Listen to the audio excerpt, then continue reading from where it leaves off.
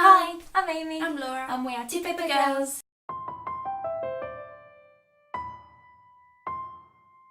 Today we're doing our February TBR. We were just having a little bit of a stress off camera about all the uni reading we have to do. We've got a university reading list video coming up soon, so we'll talk more about our modules in that video. And in this we'll just kind of like briefly mention the books. But we have to read a lot, but we've already got like a good foot in the door for how we're doing already, and it's only like the first week back. So we're okay. So let's just show you the books that we need to / want to read. The first thing that we need to read and finish is Sons and Lovers by D.H. Lawrence. We're both about a third, halfway through this. We need to read this, preferably by next week, but then also we're doing it for 2 weeks because our module convener is awesome and actually thinks it through. And it's just brilliant. Like, we're loving it so far. We love the module and we need to finish this. I mentioned these books in my January wrap-up, so I'm just going to quickly mention them, but that is that I want to finish City of Lost Souls by Cassandra Clare because I'm about halfway through. I've got the audiobook as well as I'm just like finding it really easy to read. I'm super into the story, so I don't think this will take me very long to finish at all because I'm kind of setting aside work time to read D.H. Lawrence and then in my fun time still reading fun things. So I want to get this done. And I also want to finish the illustrated Harry Potter, which really won't take me very long because it's about like 220 pages long and I'm about halfway through already. And it's just adorable. I'm just reading like a chapter or two a night and it's just really magical and sweet. So I'll definitely get these two fun things finished this month, I'm pretty sure. The next thing we both have to read is Paradise Lost by John Milton. We have to read book 1, book 2, a little bit of book 3, book 4, book 5, book 9, book 12. So not everything, not the entire Paradise Lost, but basically all of it. Yeah, plus it might be good to read all of it if we do enjoy it and want to do a coursework on it. It'd be good to read all of it, but I do not have high hopes because we had to read this last year for a weird module which was about popular culture, believe it or not, and we didn't get on with this very well. But I've read the first bit, like I've read book 1 so far and it starts off amazing. It's about Satan's fall, it's about him talking to all his minions in chaos, which is like hell, but then it spends like 10 pages talking about the different devils about all their places that they live and it's so confusing if you don't know religion like a T. Like you need to know religion to know all these references.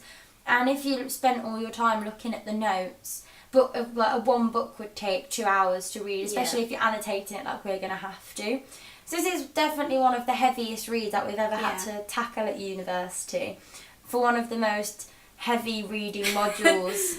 But it's going to be okay. Yeah, it'll be fun. The next book we have to read for our D.H. Lawrence module is The Rainbow by D.H. Lawrence. What a shock.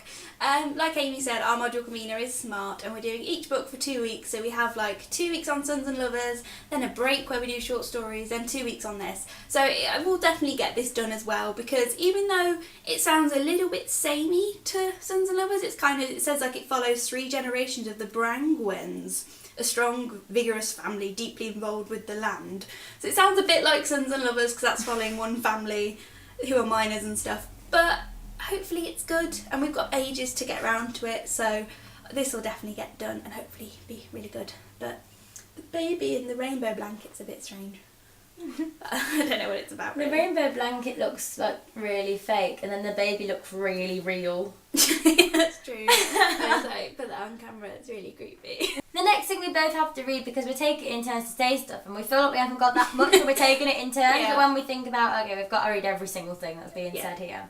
It's quite a lot. But also, we may not have to reread this. This is Frankenstein by Mary Shelley. Literally, this is Laura's copy. She's annotated every single page because we did this a lot at A-level. It was like one of our big texts. Yeah. And we know it super duper well. Like I just flicked through it and read a quote and I'm like, recognise that. So I don't know if I want to reread it because I really enjoyed it and I can see myself maybe doing coursework on it because it'll be nice to do it at like the university level, which is quite different to A-level. But I'm like, we already have so much reading and even just reading one sentence, I'm like, oh, I know this so well. Yeah. I think if I can get round to it, I definitely would like to, but I'm definitely not going to worry Yeah. if I don't. But Whitney's just recently read this and she said how much she loved it. I'm like, oh, it is good, isn't it? And it's so much smaller than we thought. It's like 200 pages, I swear. I remember it being like fairly small, but I also remember it taking me ages. And it's really not very long. I think it's because we were younger, we've matured, and now we're like books, literature. yeah. Like we just said off camera, we have the cutest fun books to show you right now because we are literally going to read these to keep us happy during this month. Basically, mine is called The Art of Racing in the Rain by Gareth Stein. Laura knows that I love books where the dog is either the main character or the narrator. And I'm not sure about this one yet, but I think he's both. That's just great. I just can't wait. And this is also true story? Or is that yours? Mine's a true story. I don't know if this is. I'm going to imagine that it is. Good. And I cannot wait to read this. I just cannot. And the last book I want to finish this month to keep myself sane and read something happy is The Penguin Lessons, a True Story by Tom Mitchell, which I love the fact that it's also published by Penguin. But I just picked this up on a whim because of the title and the cover. And look at it. Oh my god, I love penguins. They're like my favourite animal apart from dogs. And it's super short, it's got big fun. The audiobook is by Bill Nighy as well, if I want to like dabble into that.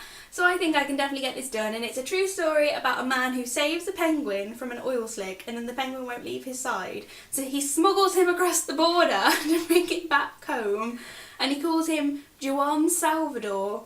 And then he becomes the rugby team's mascot, the housekeeper's confidant, and the host at Tom's parties.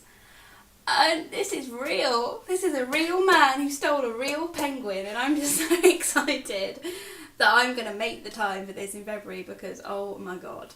So those are all the books that we're definitely going to read in February because we are stars and this is our last term to be reading machines of books that we necessarily wouldn't read if we weren't studying at university. February is probably going to be the biggest reading month in terms of uni books as well. Like March we will have some, but not as many. Like we'll have 2 for D.H. Lawrence, like 2 for romanticism.